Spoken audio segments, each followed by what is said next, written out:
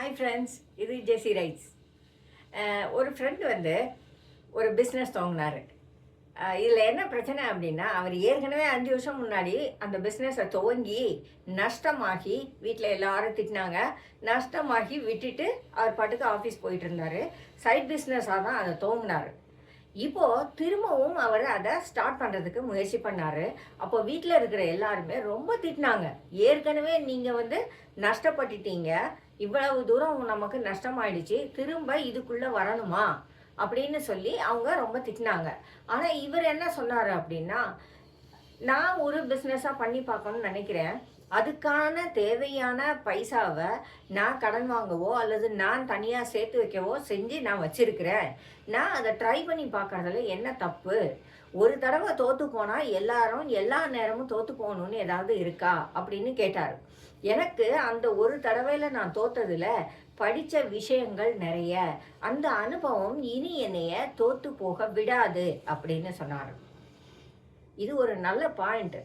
நம்ம எல்லாருமே நிறைய தடவை என்ன யோசிக்கிறோம் அப்படின்னா, தோத்துட்டோம்னாலே அடுத்த அடி எடுத்து வைக்க ரொம்ப யோசிப்போம். ஐயோ அப்படி மாட்டிக்கிட்டோமே, இன்னொரு தடவை இந்த ரிஸ்க் எடுக்கக்கூடாது அப்படின்னு நம்ம யோசிப்போம் இல்லையா? லைஃப்பில் ரிஸ்க் நிறைய நேரங்களில் நம்ம எடுத்து தான் ஆகணும். தோக்குறோமோ ஜெயிக்கிறோமோ ரிஸ்க் எடுக்காமல் லைஃப்பை நம்ம நடத்த முடியாது. அது சின்ன விஷயமா இருந்தாலும் சரி, பெரிய விஷயமா இருந்தாலும் சரி.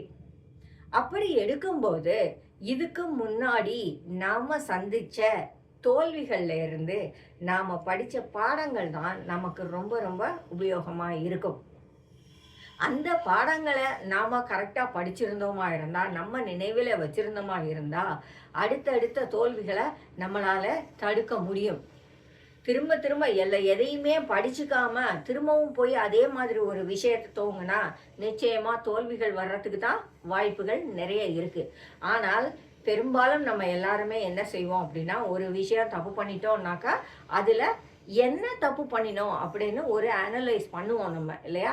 இந்த விஷயத்தில் நான் இங்கே தான் தப்பு பண்ணியிருக்கேன், இதை நான் சரியாக பண்ணியிருந்தேன்னா அல்லது இப்படி பண்ணியிருந்தேன்னா நிச்சயமாக இது ஃபெயிலியராக ஆயிருக்காது அப்படின்னு நாம் கண்டுபிடிப்போம். அந்த அனுபவங்கள் தான் நமக்கான பாடம். எப்பவுமே எந்த தோல்வியும் வெறும் தோல்வி கிடையாது. தோல்வியும் நமக்கு நிறைய பாடங்களை சொல்லிக் கொடுக்கும். தோல்வியோடைய வெற்றியோ ஜெயிச்சா நிறைய பணம் சம்பாதிக்கலாம், புகழ் சம்பாதிக்கலாம், ஓகே. ஆனால் தோல்வியோடைய பலன் என்ன அப்படின்னா, அதில் நாம் படிக்கிற பாடங்கள் தான். ஆகையினால தோல்வியை பற்றி கவலைப்படாதீங்க. திரும்பவும் துவங்கணும் அப்படின்னு நீங்கள் நினச்சிங்கன்னா, முதல்ல தோல்வியில் நீங்கள் என்னென்ன படிச்சீங்கன்னு பாருங்கள். அந்த பாடங்களை உங்களுக்கு நீங்கள் எடுத்துக்கிட்டு அனுபவமாக எடுத்துக்கிட்டு திரும்பவும் அதே தவறுகளை செய்திராதபடி பார்த்துக்கிட்டு திரும்பவும் துவங்குங்க.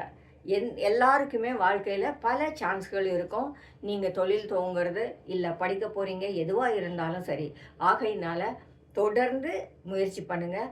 முயற்சிகளுக்கு முடிவே இருக்கக்கூடாது. இவ்வளவு தான் முயற்சி, இதுக்கு மேலே நான் முயற்சி பண்ண மாட்டேன், எனக்கு வயசாகிடுச்சு அல்லது எனக்கு தெரியலை அப்படின்லாம் எந்த ஒரு எண்டுமே இருக்காது.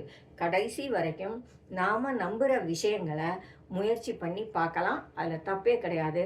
பழைய ஃபெயிலியரில் நாம் என்னென்ன படிச்சிருக்கோமோ அந்த பாடங்களோட துணையோடு நாம் புதிய முயற்சிகளை துவங்க